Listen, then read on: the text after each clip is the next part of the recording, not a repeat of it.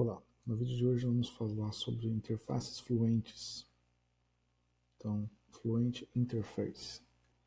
Vamos criar aqui um pacote para a gente fazer um exemplo. Fluent Interface. Então, o que são as interfaces fluentes? Para eu explicar isso, vamos criar uma classe aluno da forma tradicional, usando a técnica do Java Beans, que são atributos privados. Por exemplo, nome, e-mail e endereço. Então, o Java Beans diz que eu tenho que ter um construtor padrão com métodos getters e setters. Ok, para a gente usar criar um objeto dessa classe, instanciar essa classe, a gente precisa fazer o seguinte: vamos criar uma classe teste aqui. Então, new aluno, ok? E aí eu coloco isso numa variável e chamo os métodos que eu quero. Aluno.set nome. Então eu passo um nome aqui. Aluno.set e-mail. Passo um e-mail aqui. Ok? Então, a interface Fluent faz com que eu tenha um encadeamento de métodos. Tá?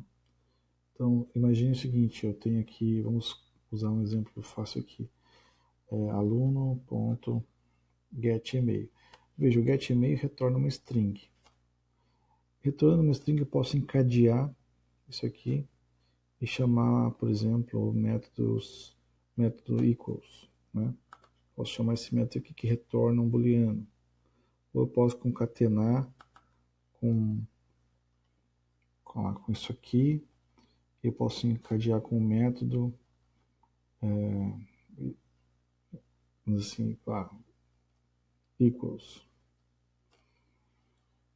Ok? Então eu posso ir encadeando métodos. E, além disso, ele usa essa ideia de encadeamento de métodos, mas o mais importante dessa técnica é que eu dou nome aos métodos de forma que eu tenha uma fluidez na leitura desses métodos. Tá? Como é que a gente faz isso? Eu vou demonstrar isso. Primeira coisa, a técnica consiste no quê? Bom, eu estou trabalhando com sets, né? Os métodos, eu tenho que setar esses valores, correto? Então, os métodos sets, eu vou até tirar aqui os getters, só para ficar mais claro aqui na tela, que eu vou... No set, geralmente a gente não retorna nada. Né? E agora, com essa técnica, a gente vai retornar sim, vai retornar o próprio objeto aluno. A gente vai setar o que tem que setar e vai retornar este objeto.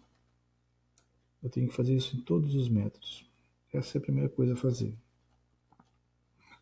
Eu retorno o próprio objeto para eu poder ter condições de encadear esses métodos. Então, eu vou fazer isso aqui em todos os sets.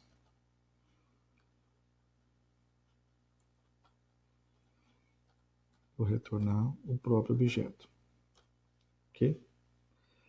E, como eu falei, a outra coisa mais importante é fazer com que tenha uma fluidez na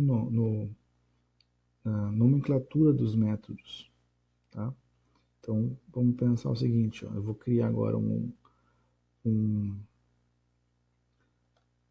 vou invocar um método agora, aluno.setNome, veja, ponto,